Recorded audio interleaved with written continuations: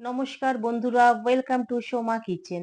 আজকে আমি আপনাদেরকে আবারও নবরাত্রির একটা স্পেশাল রেসিপি করে দেখাবো, সাবুর খিচুড়ি, যেটা খেতে অসাধারণ লাগে আর খুব সহজে আর খুব তাড়াতাড়ি রেসিপিটা বানানো হয়। চলুন রেসিপিটা শুরু করছি। এখানে দেখুন এক বাটি আমি সাবু নিয়ে নিয়েছি, বড় দানা সাবু আমি নিয়েছি। সাবুটাকে একটা বড় বোলের মধ্যে আমি ঢেলে দিচ্ছি। এর মধ্যে কিছুটা জল দিয়ে সাবুটা আমি একটুখানি আগে ধুয়ে নেব।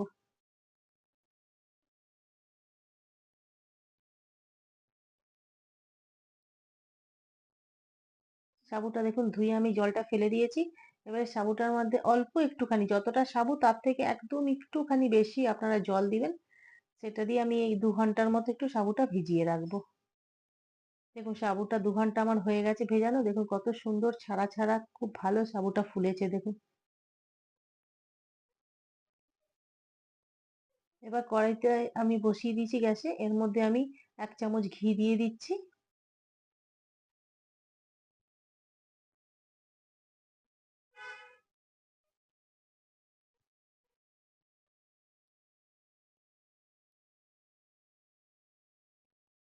ঘিয়ের মধ্যে আমি একটুখানি 1 চামচ জিরে দিয়ে দিলাম, গোটা জিরে।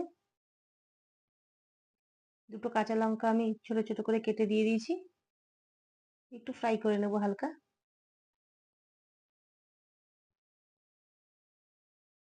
একটু আদা আমি ঘষে দিলাম এর মধ্যে।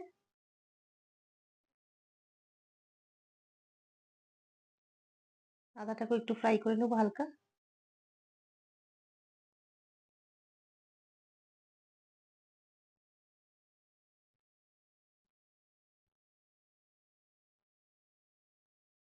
এর মধ্যে এবারে আমি আলু কুচি দিয়ে দিচ্ছি। দুটো আমি আলুকে ছোট ছোট করে টুকরো করে নিয়েছি, এগুলোকে আলুগুলোকেও দিয়ে দিলাম।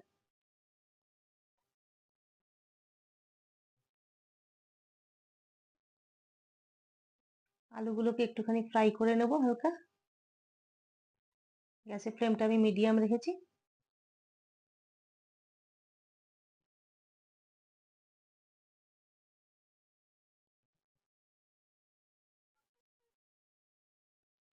এর মধ্যে আমি বাদাম এগুলো দিয়ে দিচ্ছি। বাদামটা এর মধ্যে এখনই দিয়ে দিলাম, কি আলুর সাথে বাদামটা একটুখানি হালকা করে ফ্রাই করা হয়ে যাবে, আলাদা করে আর ফ্রাই করতে হবে না।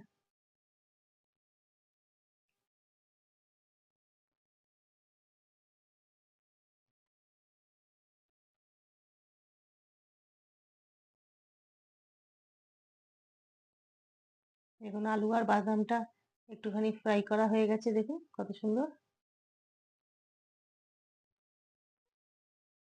এর মধ্যে আমি একটু এবারে কারি পাতা দিয়ে দিচ্ছি। কারি পাতা দিলে এর ফ্লেভারটা খুব সুন্দর আসবে।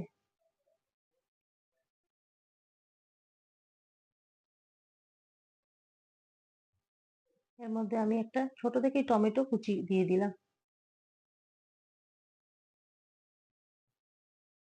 আপনারা এটা বিকালের নাস্তাতে বা সকালের ব্রেকফাস্টও বানিয়ে খেতে পারেন, খুব ভালো লাগবে খেতে।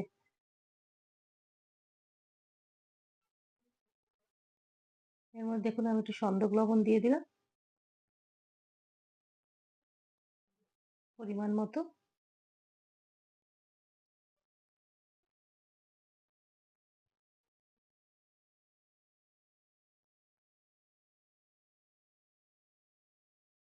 এবার এটা আমি একটুখানি ঢেকে দেবো 2 মিনিটের জন্য।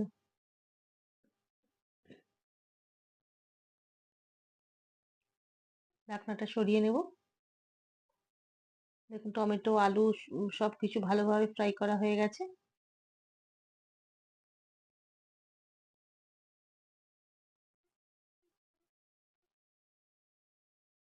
এর মধ্যে যে সাবুটা আমি ভিজিয়ে রেখেছিলাম, সাবুটা আমি দিয়ে দিচ্ছি। দেখুন কত সুন্দরভাবে সাবুটা ফুলেছে, দেখুন একদম ছাড়া ছাড়া। ভালো মতো সাবুটাকেও মিশিয়ে নেব। এর মধ্যে দেখুন আমি কিছুটা বাদাম, ওখানে গোটা বাদাম দিয়েছিলাম আর কিছুটা বাদাম আমি ক্রাশ করে রেখেছিলাম। ওই বাদামের গুঁড়োটা আমি এর মধ্যে দিয়ে দিচ্ছি, খুব বেশি গুঁড়ো করিনি, দরদরা টাইপের হালকা।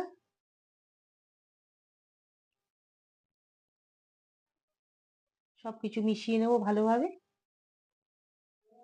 আপনারা একবার প্লিজ এটা ট্রাই করবেন, কিন্তু খুব খেতে ভালো লাগে।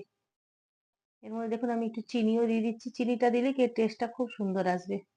হালকা মিষ্টি মিষ্টি একটু লাগবে, খেতে খুব ভালো লাগবে। আপনারা চাইলে চিনিটা নাও দিতে পারেন, কিন্তু দিলে খুব ভালো লাগবে খেতে। এই ৩-৪ মিনিটের মতো আমি আবার সাবুটাকে একটুখানি সবকিছুর সাথে একটু ভেজে নেব।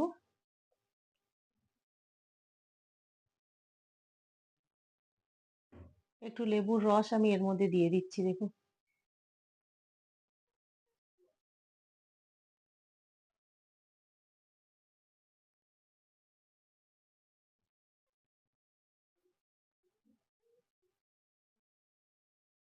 কিছুটা ধনেপাতা এবার উপর থেকে আমি ছড়িয়ে দিলাম। দেখুন আমার সাবুর খিচুড়িটা একদম রেডি হয়ে গেছে। গরম গরম এটা সার্ভ করলে খুব ভালো লাগবে খেতে।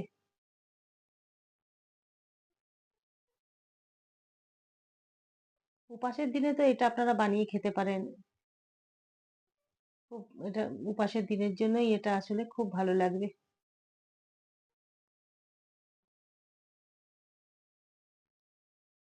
রেডি হয়ে গেছে আমার এটা সাবুর খিচুড়িটা। আপনাদের যদি এই সাবুর খিচুড়ির রেসিপিটা ভালো লাগে, তাহলে আপনারা অবশ্যই লাইক করবেন, শেয়ার করবেন, সাবস্ক্রাইব করবেন।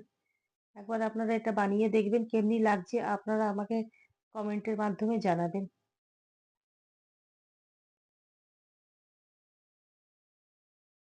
ধন্যবাদ।